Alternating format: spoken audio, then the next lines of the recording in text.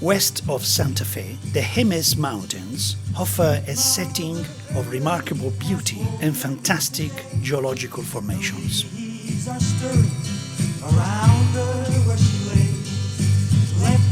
Here, in the Frijoles Canyon, Pueblo Indians found tuft-covered cliffs ideal for carving out their homes.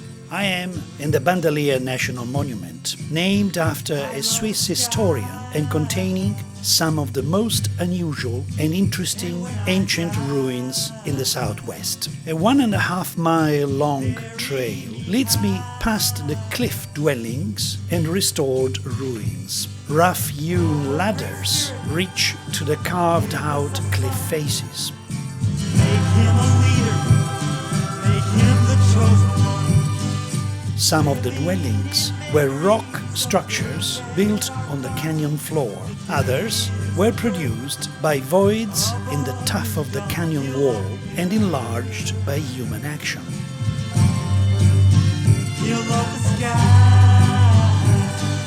For the more adventurous, the climb to the Alcove house, with its 140-foot ascent on 4 wooden ladders and many stone stairs, is a scary challenge that, in a moment of folly, I accepted.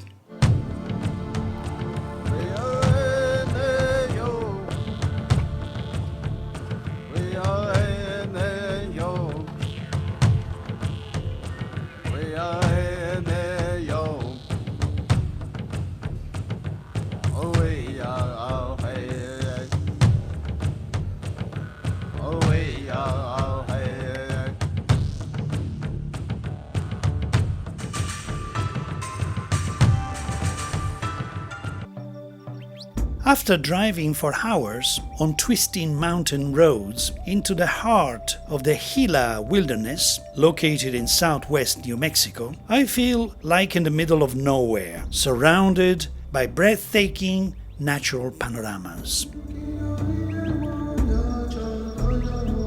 In reality, I am on the banks of a once busy Mogollon highway, the Gila River. In the 13th century, also the Mogollon people built cliff dwellings in the caves along the Gila Canyon. 40 rooms can be identified within the 6 caves of the Gila cliff dwellings. The monument is particularly special to me because it is the only unit in the National Park Service that is specifically set aside to protect the remains of the Mogollon culture, which includes the Memories and the Tularosa phases. So this is unique in that sense, and this particular culture is one of the 3 major Southwest Native American cultures that are prehistoric. Plus it is unique too in that we are protected by the 500,000 acres of the Gila Wilderness.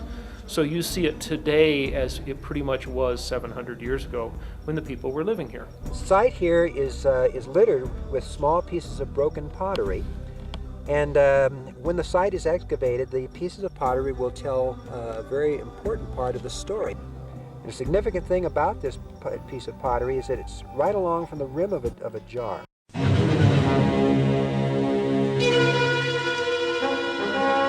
With the arrival of the Spanish conquistadores in the 16th century, the relatively free and peaceful life of the Pueblo ancestors came to an end. The first Spanish expedition arrived from Mexico in 1539, followed a year later by the Coronado expedition, who searched in vain the mysterious town of Quivira. Then came Juan de Oñate in 1598. His name can still be seen engraved in the soft sandstone rock of El Morro, as well as that of General Don Diego de Vargas in 1709. This huge pale cliff is a natural basin.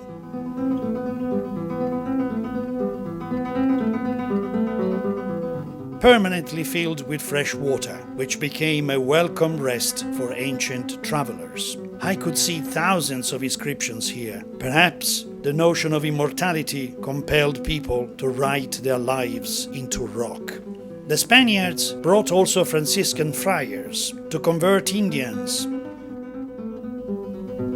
and forced them to build churches of various dimensions. Excellent examples of their architecture can be seen in the Salinas Pueblo Monument, southeast of Albuquerque. Salinas Pueblo Mission's National Monument is an exciting place to work at and be involved with because there are 3 sets of ruins plus a headquarters. This is unlike other national monuments and parks where there's only one location. Here we get to work at all. Salinas is 7,000 years old and contains 3 sites. Cuare, with the remains of the Church Purísima Concepción, Gran Quivira, with the uncompleted mission of San Buenaventura, and Abo, with the medieval church of San Gregorio. 2 churches there instead of the 1 church here, and that's a neat site because you're going to be able to walk in it on both churches.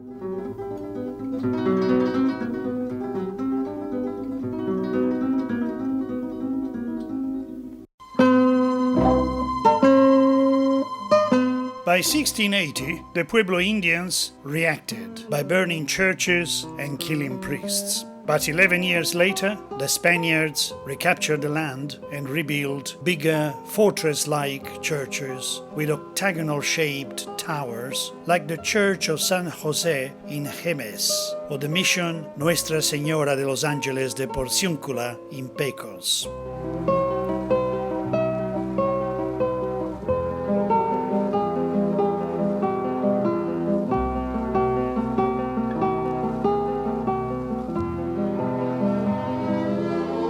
Many Spanish-style churches are still functioning today, like the Fortress Church of St. Francis of Assisi in Taos, whose walls are 4-meter thick at the base and supported on the outside by heavy adobe buttresses.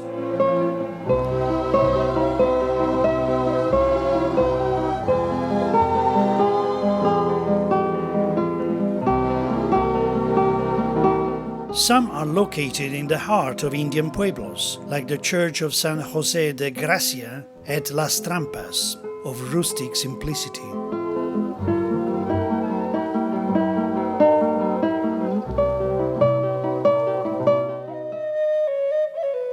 Or the Mission of San José in the Laguna Pueblo, where a Querés Indian musician played for me his melancholic tune.